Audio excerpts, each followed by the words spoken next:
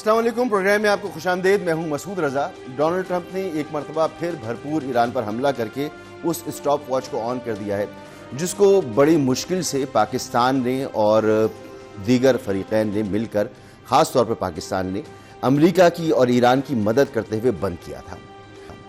Stop watch کا لفظ اس لیے استعمال کر رہا ہوں کہ یہ جو جنگ ہے یہ اصل میں اس میں تباہی تو دونوں طرف ہو رہی ہے، ایران کی تباہی زیادہ ہو رہی ہے، لیکن سب سے اہم فیکٹر اس میں وقت کا ہے۔ یہ جنگ جتنی طویل ہوگی اتنی امریکہ اور اس کے اتحادیوں کے لیے یہ مشکل ہوتی چلی جائے گی۔ ایران کے لیے اس لیے مشکل ہوگی کہ ایران پر شدید قسم کے حملے ہوں گے۔ ایران جتنا دفاع کر سکتا ہے کرنے کی کوشش کرے گا، لیکن اس کا بڑا نقصان ہوگا۔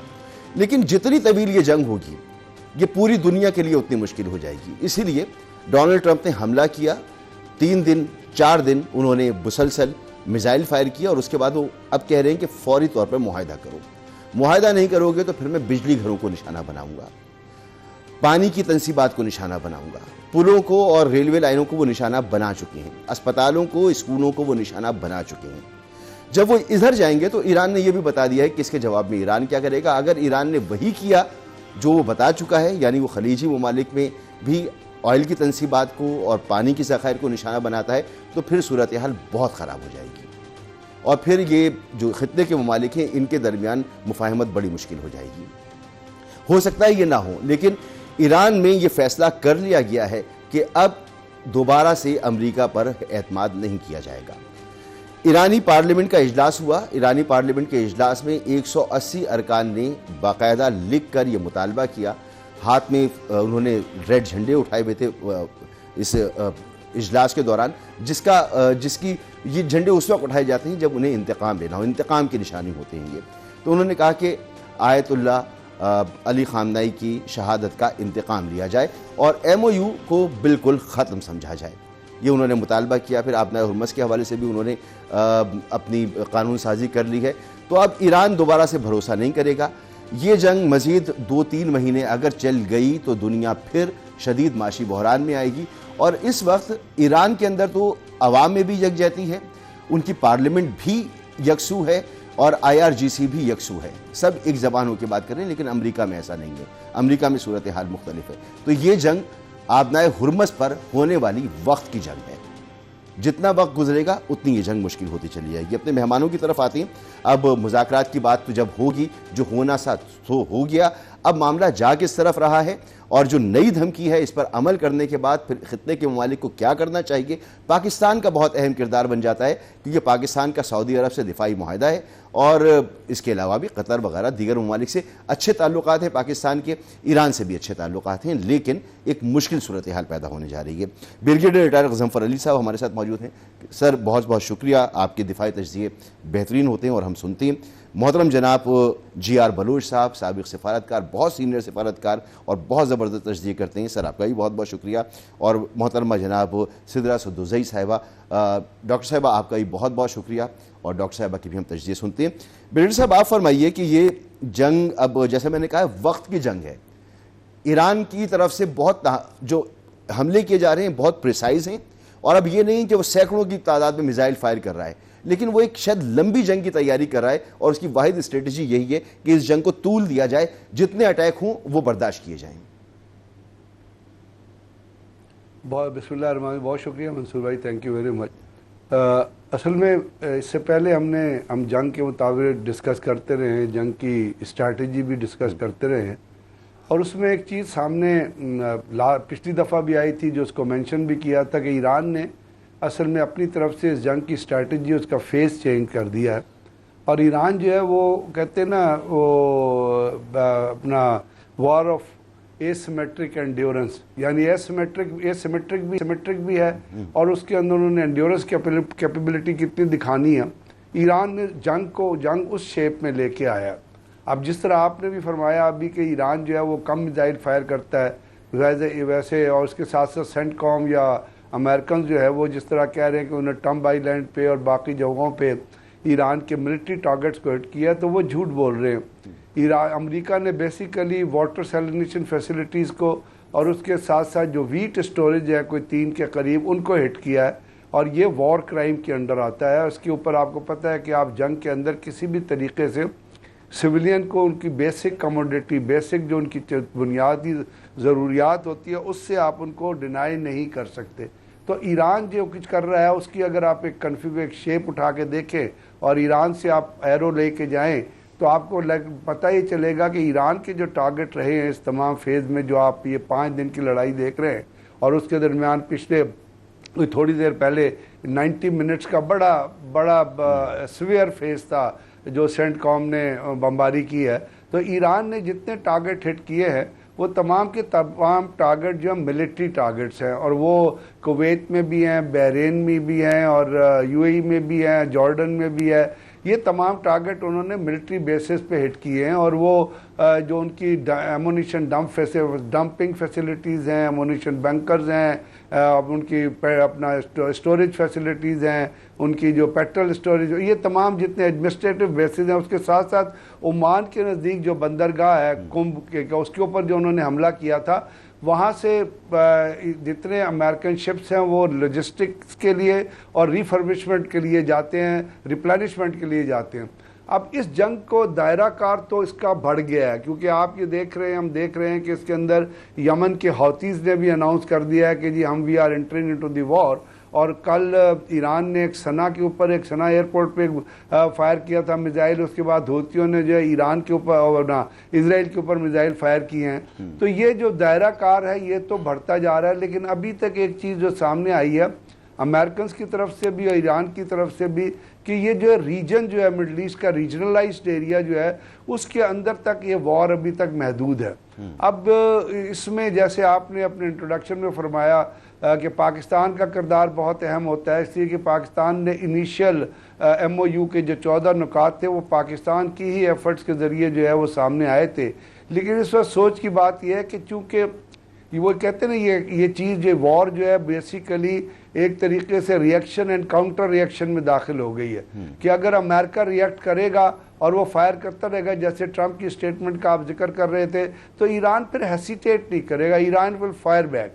अब इसमें देखना ये हमें यहाँ सोचना है कि ईरान की कैपेसिटी कितनी है, कहाँ तक वो जा सकता है, और अमेरिकन कैपेसिटी कितनी है, क्योंकि अमेरिकन भी कैपेसिटी जो है वो काफ़ी हद तक डिग्रेड हुई है। और जैसे न्यूयॉर्क टाइम्स और सर ये कैपेसिटी से ज़्यादा सर इसमें मैंने टाइम का जिक्र किया, तो ये टाइम बहुत इंपॉर्टेंट है ना। अब ये 3 महीने तक तो जंग नहीं जा सकती, 3 महीने तक चली गई, आपने हुर्मुज़ बंद, बाबुल मंदब बंद, सबसी केबल को नुकसान पहुंच गया, तो फिर दुनिया कहाँ खड़ी होगी?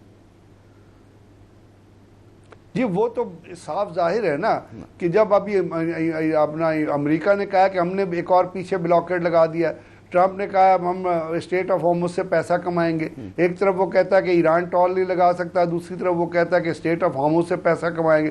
तो कहने का मतलब ये है कि जंग जितनी बढ़ती है उतना इकोनॉमिक प्रेशर दुनिया के ऊपर आता है। जो मैं आपसे अर्ज करना चाहता था कि सस्टेनेंस पावर जिसकी भी हो, लेकिन उसका डायरेक्ट प्रेशर जो है वो खित्ते के ममालिक पे और बल्कि खित्ते के बाहर इवन अमेरिकन पे, क्योंकि जब पिछली जंग का फेज था उसके अंदर अमेरिकन पेपर्स भी छप रहा था कि उनके पास 4 हफ्ते का जो है वो पेट्रोल का और इसका एनर्जी का स्टॉक रह गया था। तो अब ये तो चीज़ें फिर कंट्रोलेबल नहीं नज़र आ रही ना। अगर ट्रंप ये कहता रहेगा कि जी मैंने ईरान को तबाह करना है, जिसपे हमने पहले ही ये कंक्लूड कर लिया था कि बेसिक पर्पस जो है वो ईरान और इजराइल का, वो ईरान को कंप्लीट डिस्ट्रॉय करना है, तो ईरान तो उसको बर्दाश्त नहीं करेगा, वो सस्टेन करेगा।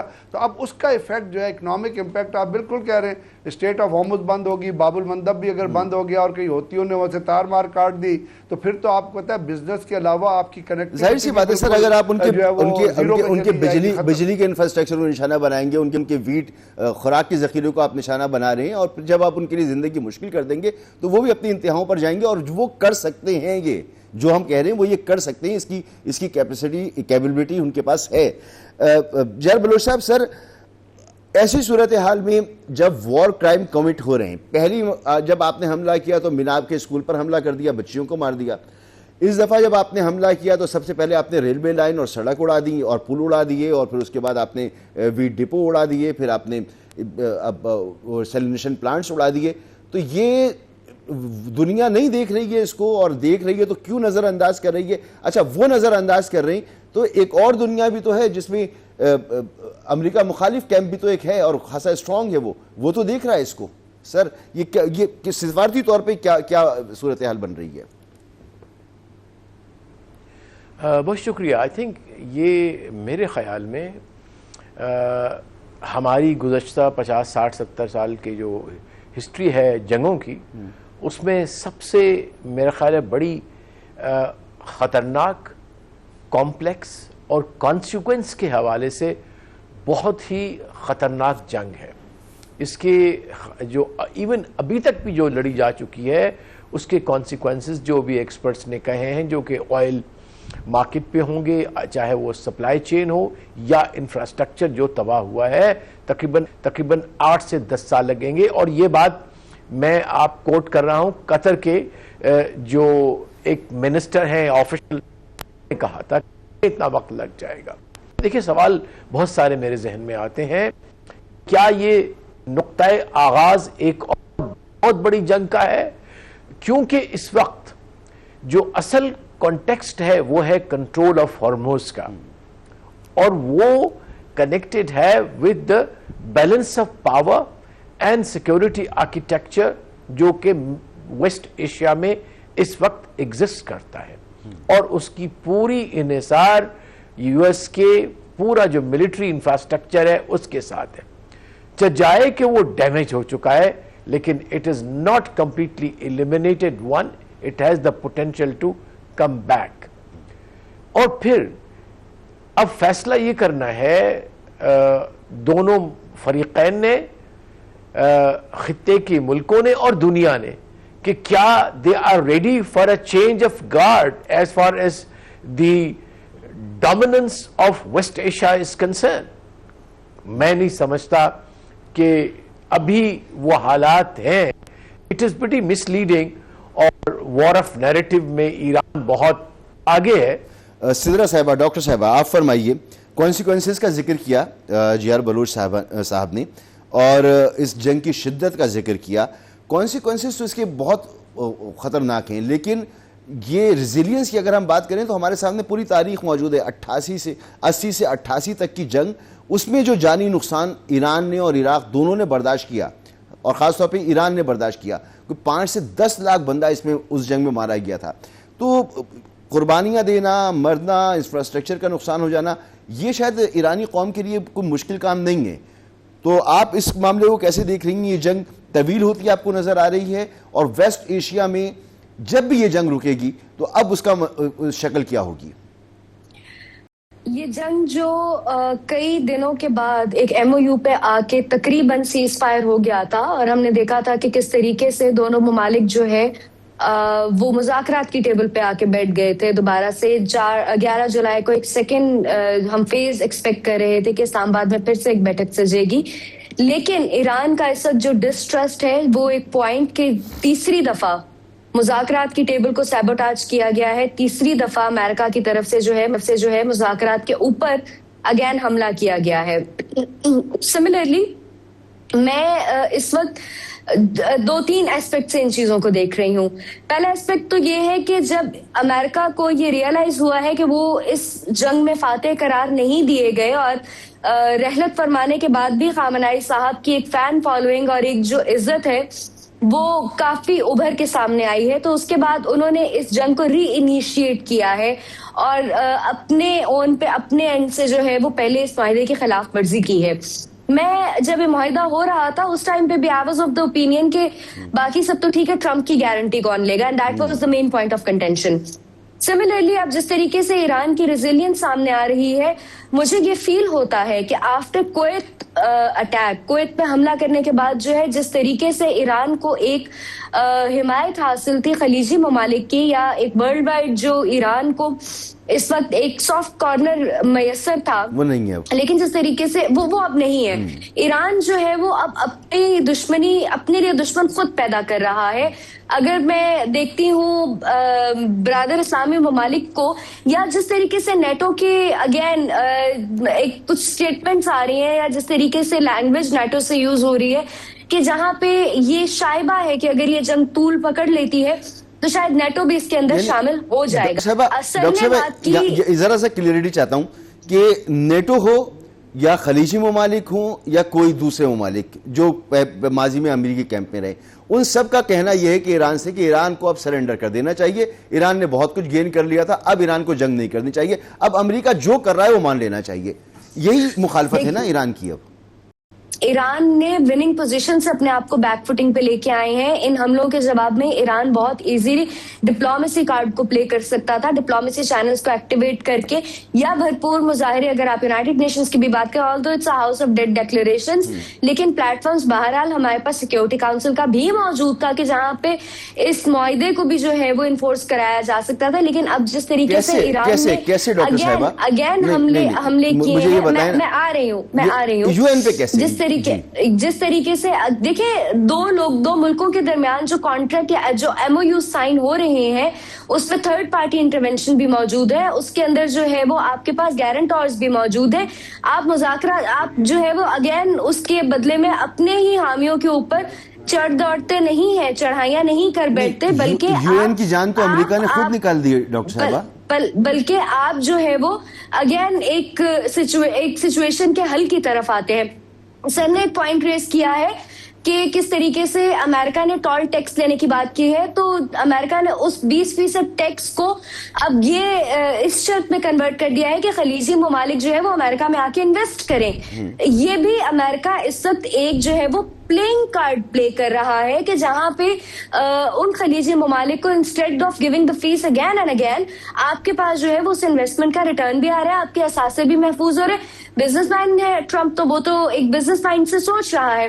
لیکن اگر ہم اکنامک سچویشن اس وقت ایران کی دیکھیں یا ہم اس وقت انفراسٹرکچر ایران کا دیکھیں، اور جس طریقے سے ابھی میرے پاس کچھ جو ہے کچھ لوگوں سے میری بات چیت ہوئی جو خامنہئی صاحب کی آخری رسومات میں شامل تھے، تو وہاں پہ بھی ایک ڈیوائڈ کی صورتحال میرے سننے میں آئی ہے کہ کچھ لوگ بدلے کی بات کر رہے ہیں اور کچھ لوگ جو ہے وہ اب اس کو ختم کرنے کی بات کریں اور یہ چاہتے ہیں کہ اب اس جنگ سے ہمیں چھٹکارا دلایا جائے اور انہی پوائنٹس پہ آگے ایران کو بیٹھ کے بات کرنی چاہیے. یہ ساری چیزیں وہاں پر ہوں گی کہ لوگوں میں ڈیوائیڈ بھی ہوگی، ڈفرینس آف اوپینین بھی ہوگا. لیکن جہاں جو کچھ امریکہ کر رہا ہے، یعنی امریکہ ٹول ٹیکس لگا دے یا وہ وہاں پر سروس چارجز دینا شروع کر دے. 13 تاریخ کو مارکو روبیو کھڑے ہو کے پوری دنیا کے سامنے کہتے ہیں کسی ملک کو، دنیا کے کسی ملک کو حق نہیں ہے کہ وہ انٹرنیشنل واٹر ویز پر کوئی ٹیکس وصول کرے. اور 14 تاریخ کو ڈونلڈ ٹرمپ کہتے ہیں کہ میں 20% ٹیکس وصول کروں گا. تو وہ مارکو روبیو بھی ٹھیک کہہ رہے ہوتے ہیں اور ٹرمپ بھی ٹھیک دنیا کی نظر میں. لیکن اگر ایران سے ایک ایم او یو ہو کہ جی ایران کو آبنائے ہرمز کو کنٹرول کرنا ہے، تو امریکہ وہاں سے اگر جہاز گزارنے کی کوشش کرے، بحری جہاز، تو وہ بھی ٹھیک ہے اور ایران اس پر حملہ بھی نہ کرے. تو یہ کیسا تضاد ہے، اس پر ایک بات کرتے ہیں بریک کے بعد.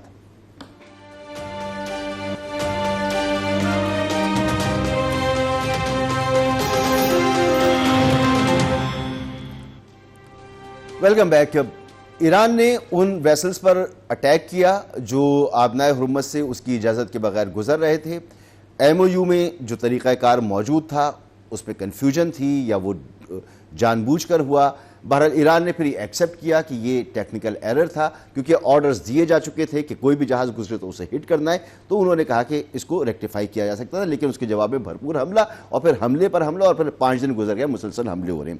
دنیا کی یہ توقع ہے ایران سے کہ وہ جنگ جو ایران نے، پوری دنیا کے ماہرین کہہ رہے ہیں ایران نے امریکہ کو ہرا دی تھی، اب وہ جنگ جیت میں بدل کر امریکہ کی جھولی میں ڈال دی جائے، ڈونلڈ ٹرمپ کو دے دی جائے.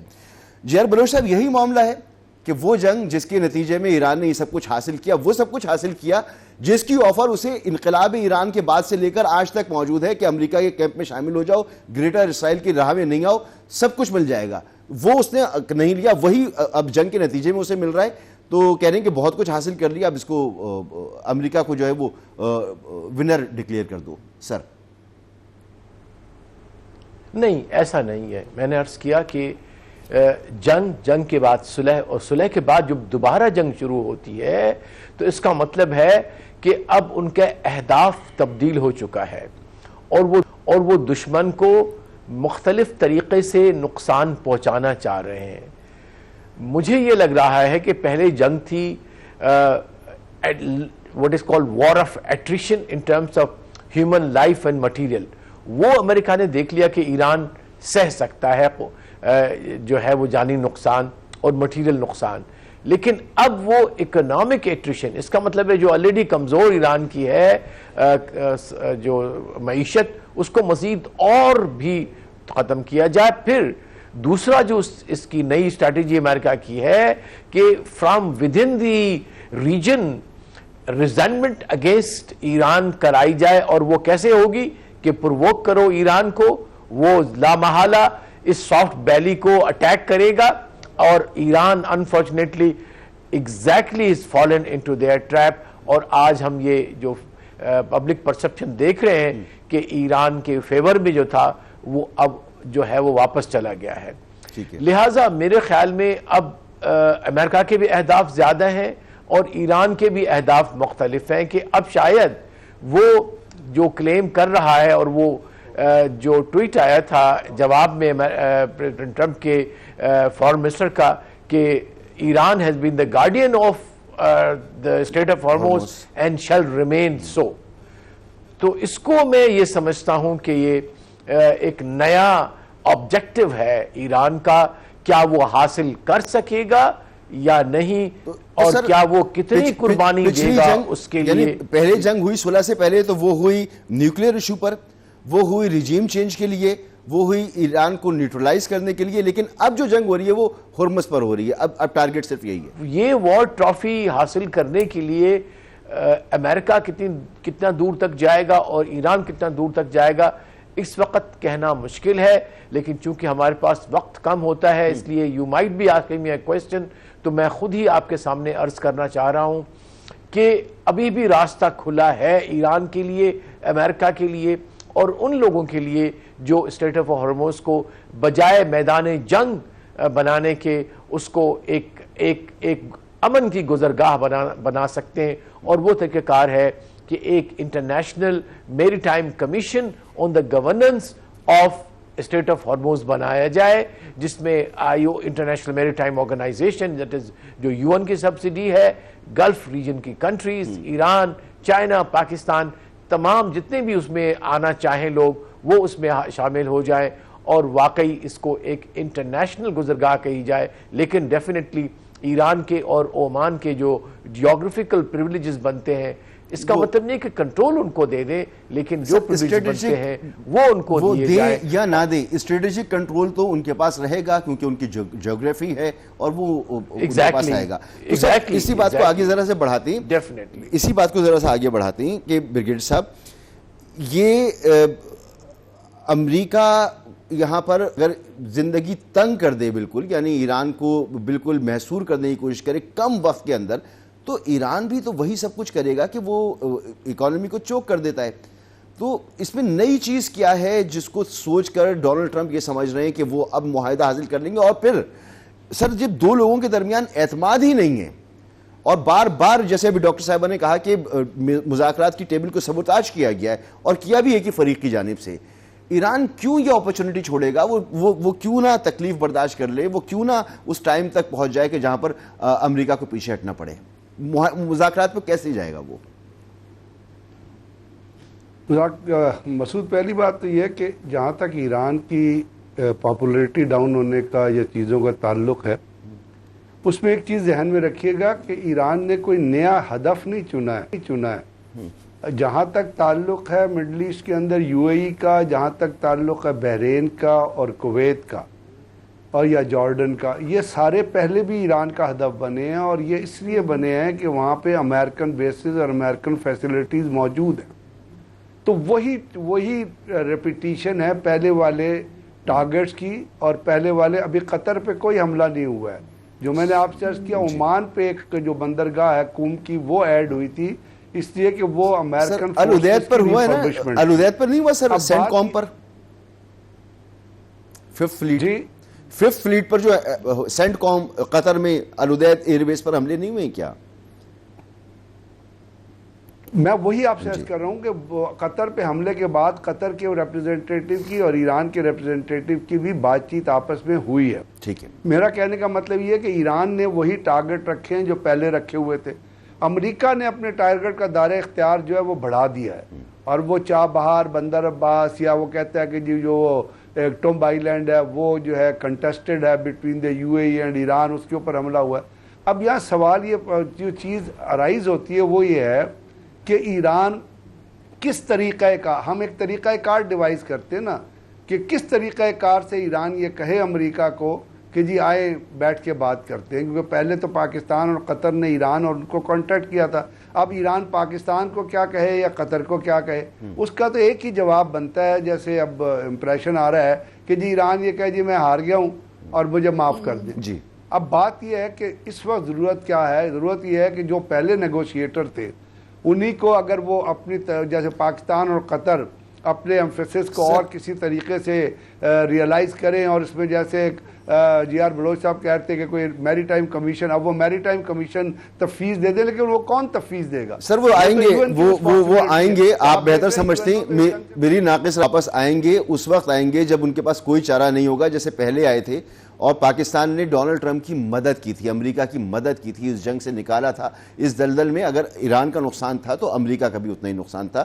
تو امریکہ نے ہی فیصلہ کرنا ہے کہ اس نے, کیونکہ پہلے بھی ایگریسر وہ تھا اور اب بھی ایگریسر یہ ہے. تو ڈاکٹر صاحبہ بریک ایک لینا ہے, بریک کے بعد بتائیں کہ پہلے بھی وہ ایگریسر تھا, اس وقت بھی امریکہ ہی ایگریسر ہے, امریکہ ہی نئے ٹارگٹ چوز کر رہا ہے, امریکہ ہی ایران کو جو ہے وہ اپنے ٹارگٹ بدل کے ایران کو تباہ کرنے کی در پہ ہے. تو ایسی صورت میں مذاکرات کیسے ہو سکتے ہیں؟ اور یہ جو جن فریقین کی بات کریں, پاکستان خود سے کیسے, اگر امریکہ تیار نہیں ہے اور ایران کا ٹرسٹ نہیں ہے تو وہ ٹرسٹ کیسے آئے گا؟ ایک بریک کے بعد.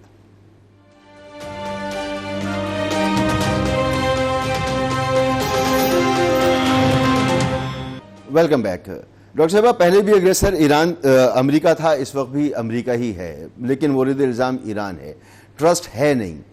جو میڈیٹر تھے امریکہ کو انہی کے پاس آنا ہوگا, لیکن وہ کب آئے گا اس کے بارے میں نہیں, شاید وہ ایران جب فیصلہ کرے تب وہ. اب فیصلہ کس کے ہاتھ میں ہوگا, ایران کے ہاتھ میں ہوگا, امریکہ کے ہاتھ میں ہوگا؟ کچھ ایسے بھی خبریں سننے میں آ رہی ہیں کہ جو پچھلے میڈیٹر سے ایران جو ہے وہ اب ان کے ساتھ بھی بگاڑنے کے معاملات اپنے بگاڑنے کے در پہ بیٹھا ہوا ہے, کہ کچھ ان سے بھی ان کو جو ہے وہ مسائل ہیں, فلانے کنٹری نے فلانے کنٹری کو اپنے یہاں دعوت کیوں دے دی, فلانے نے دیکھیے countries and states they work independently. آپ کے یہ معاملات جو ہیں وہ ایک دوسرے کے ساتھ اس طریقے سے نہیں ہوتے کہ اگر فلانے ملک کو ہم نے اپنے پاس بلا لیا یا آپ نے اپنے پاس بلا لیا تو کل کو ہم اعتراض کریں گے کہ آپ اس کے پاس کیوں چلے گئے.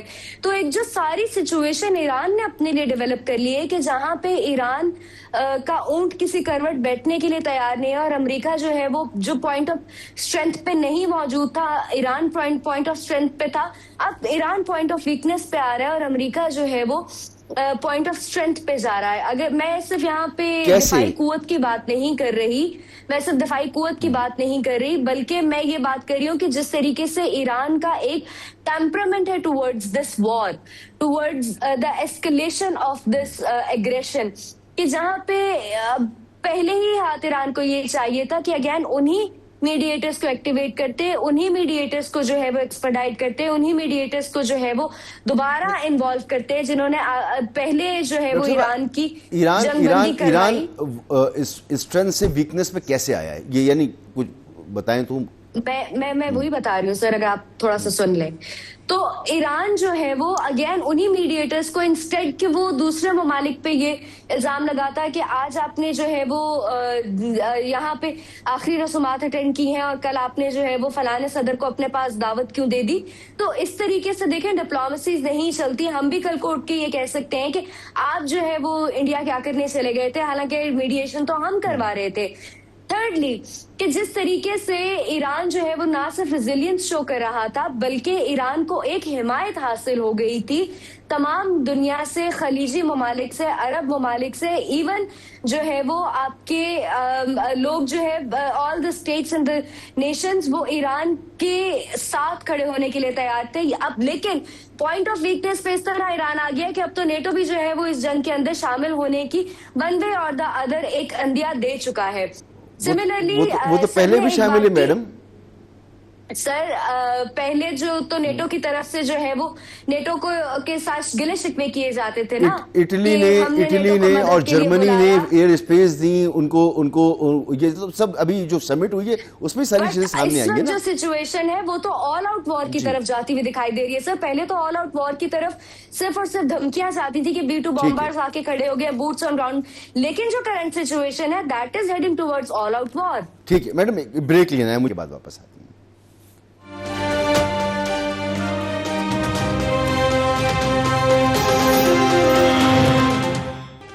Welcome back. जिसने अमेरिका के साथ सींग फंसाए हों और उसकी लड़ाई हो रही हो ना, उसके साथ अमेरिका की जो बाकी इत्तेहादी हैं उनकी कोई उनके सामने अहमियत रहती नहीं है, क्योंकि जब उनको ज़रूरत पड़ती है तो अमेरिका उनकी मदद करता है, वो अमेरिका की कोई मदद नहीं कर सकती। तो इस जंग में सारी दुनिया अमेरिका के जो कैंप में जितने ममालिक हैं वो सब एक ज़बान भी हो जाएं तो भी देखना होगा कि जोग्राफिया, वक्त, हालात किसके साथ खड़े हुए हैं। आप तबाही मचाकर एक बहुत बड़े मुल्क को, बहुत बड़ी पॉपुलेशन को चंद महीनों में तबाह नहीं कर सकते, लेकिन वो मुल्क आपकी इकोनॉमी को ज़रूर तबाह व बर्बाद कर सकता है। बहुत बहुत शुक्रिया ब्रिगेडियर रिटायर्ड गज़नफ़र अली साहब, JR बलूच साहब, डॉक्टर सिद्रा सदुज़ई साहिबा, आप तीनों का बहुत बहुत शुक्रिया। हमें दीजिए कल तक के लिए इजाज़त। अल्लाह हाफ़िज़।